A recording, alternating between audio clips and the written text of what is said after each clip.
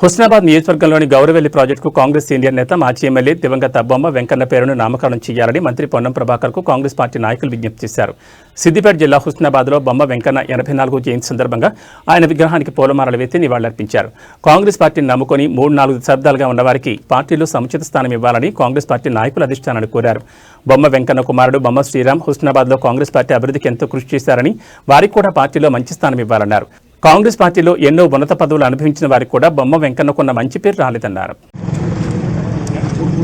నిర్దేశులు మాజీ శాసనసభ్యులు పెద్దలు బొమ్మ వెంకన్న గారి జయంతి సందర్భంగా ఇవాళ హుస్నాబాద్ హెడ్ క్వార్టర్లో గతంలో మనం పెట్టుకున్న విగ్రహం దగ్గర పెద్దలు సిద్దిపేట జిల్లా నిర్ణయం చేసిన ప్రజలందరికీ శుభాకాంక్షలు తెలుపుతూ ఇవాళ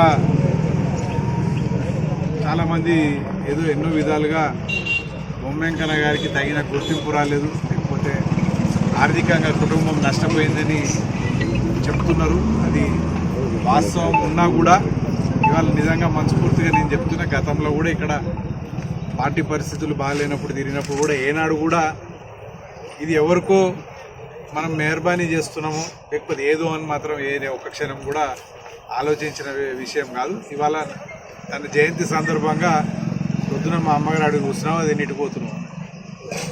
అది కుటుంబానికి ఈ ప్రాంతానికి ఉన్న సంబంధం.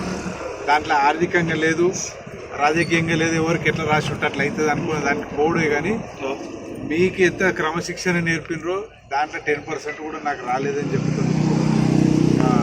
ఏమాత్రం అతిశయోక్తి లేదు, డిసిప్లిన్ కావాల్సిందే. మనకు ఏ విధంగానైతే ఇతరులకు నష్టం జరగద్దు, మనకు లాభం జరగకున్నా పర్లేదు కానీ అవతల వాళ్ళకి నష్టం జరగద్దు అనేది కొన్ని కాన్సెప్ట్స్ తన జీవితంలో పెట్టుకున్నది. దాంతో తనకు మరి అంతకన్నా ఎక్కువ పదవులు అనుభవించిన వాళ్ళకు కూడా అంత పేరు రాలేదు. కానీ దానికి కారణము ఈ ప్రాంత ప్రజల యొక్క ఆశీస్సులనే నేను అనుకుంటున్నా. మా కుటుంబం ఎల్లవేళలా మా మీద ఉంటుందని చెప్పి మాకు ఆ నమ్మకం. కాబట్టి నష్టాలు ఆటుపోట్లు రాజకీయంలో శివన్న గారు చెప్పినట్టు, లింగమూర్తి గారు చెప్పినట్టు, అమ్మ చెప్పినట్టు, అందరు చెప్పినట్టు ఇబ్బందులు ఏమున్నా కలిసి ఉన్నాము అన్నదే ఒక ధైర్యము, పెద్ద ధైర్యము.